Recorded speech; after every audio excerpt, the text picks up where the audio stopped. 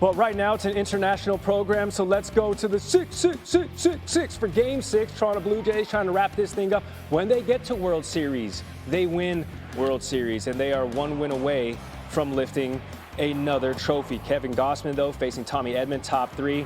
Ooh, Tomei, just over the outstretched reach of Vladdy Wagner. I mean, that close to being a fast out. Dodgers have something going because after intentionally walking Shohei Ohtani for, don't hold me to this number, but for the billionth time, it brings up Will Smith. And what did he say to the pitch, Randy? Slap. He sure did. Left field line, that's going to find a little wall. Tommy Edman is going to play. LA up 1-0. Gausman, 6 innings, 3 hits, 3 earned. Couple batters later, bases loaded for Mookie Betts, 3 for 24 in the World Series. You see it, but that going in the hit column, it's a 2 RBI single for Betts. This is crazy. His first RBI since the NLCS Game 3. Dodgers up 3-0. Oh, great to see from hard-hitting New Britain George Springer, that right side feeling better. That's an RBI single, bottom half of the third. So the Blue Jays cut the deficit. It's now 3-1 as we enter the 4th. Yoshinobu Yamamoto, this guy is the stopper. He is the closer, although he is the starter too. This guy can go the distance.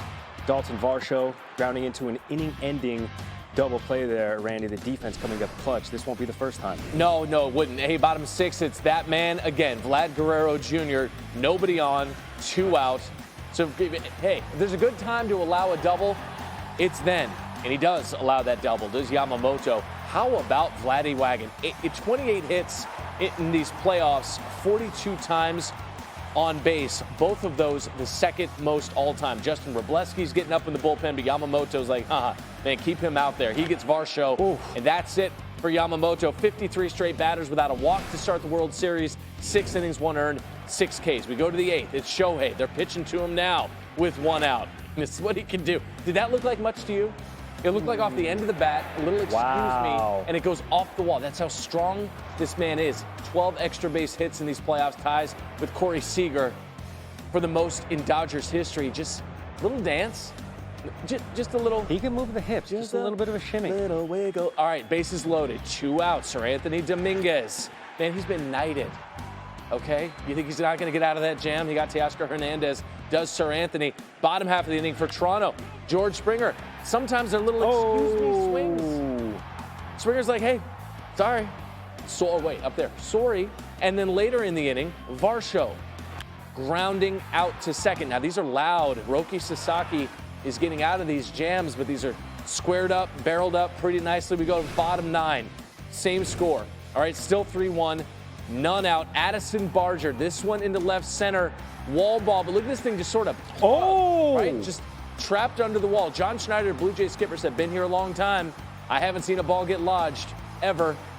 Runner comes in, but Miles Straw is that runner. He has to go back to third because it's a ground rule double. The play is ruled dead after the ball was trapped. Tyler Glasnow's coming on because Dave Roberts has seen enough from Sasaki. These things are hit so loudly and so hard. So 2 runners in scoring position, tying run on second. Glasnow has never had a save in his career. He's the starter. Got Ernie Clement and then Andres Jimenez. And what is Barger doing? He's off the second. And he's doubled up.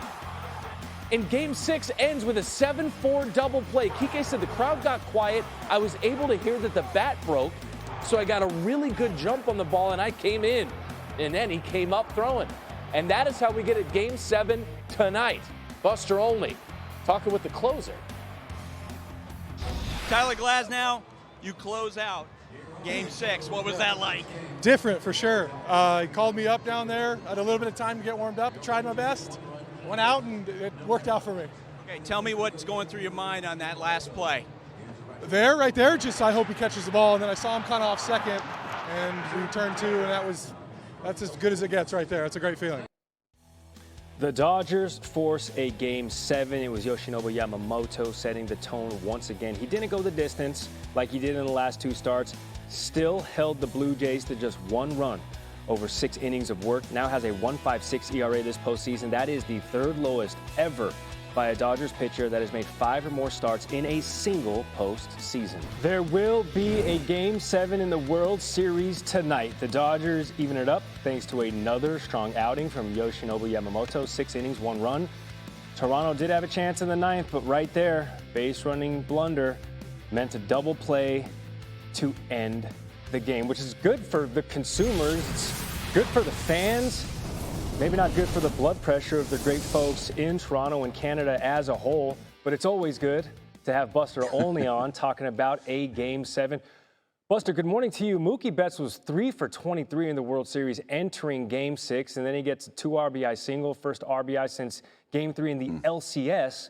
You spoke to him after the game. What did he have to say?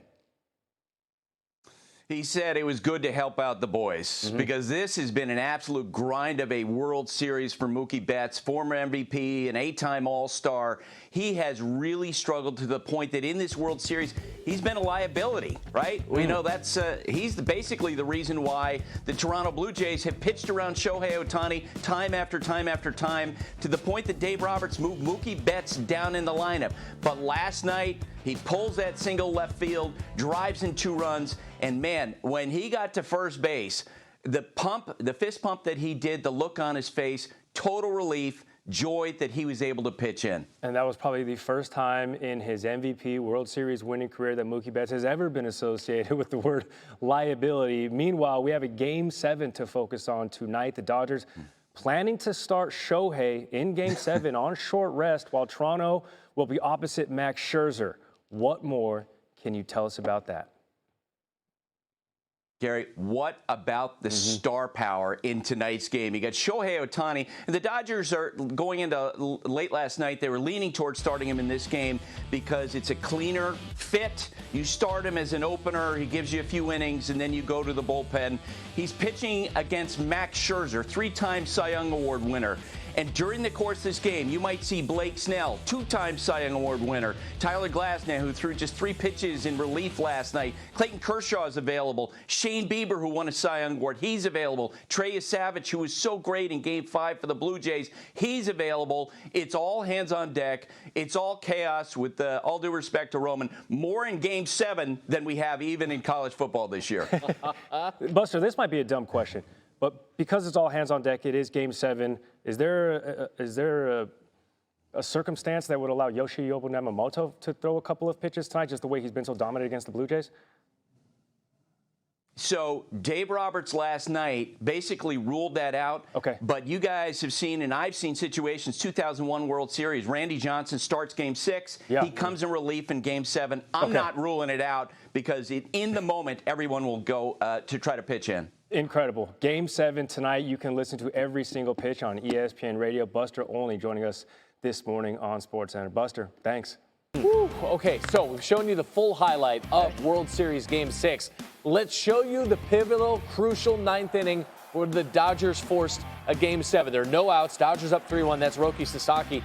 He's trying to button up a 6-out save. Wasn't going to happen. Addison Barger in the 9th with a runner already on, and that thing weird. It plugs right at the bottom of the wall. John Schneider, who's a Blue Jays skipper, it's like, been here a long time. I haven't seen a ball get lodged over there. Just caught a tough break. Here's Dave Roberts. For me, I just felt that, Roki wasn't as sharp, and I just felt we needed some swing and miss, and Glass was the guy. So he goes to Tyler Glasnow, who's never had a save in his career. He is a starting pitcher after all, and he did need some swing and miss or a double play. That's the double play. With 1 out, it's a fly out to Kike Hernandez, who catches Barger off of second base. Barger said it was a bad read. He thought it was going to get down. Kike Hernandez says there was a moment of quiet as Glasnow was pitching. He could hear the broken bat, so he knew he had to charge on the ball. And then he was surprised to see Barger that far off. Just came out throwing. That was it. It is the first 7-4 double play to end a postseason game in Major League Baseball history, and it gives us our first World Series Game 7 since 2019. Here he comes, Shohei Ohtani. The pitch. Shohei Ohtani, 1 of 1. How much fun is he to watch? One of a kind, Shohei Ohtani. Ohtani is the current favorite to win World Series MVP. That's according to ESPN Bet Sportsbook. Followed by Vladdy Jr. Now, he's reached base 42 times this postseason. That is 1 shy of Barry Bonds' record. set in 2002. Dodgers, a slight favorite to win Game 7. Road team has won 4 straight World Series Game 7s.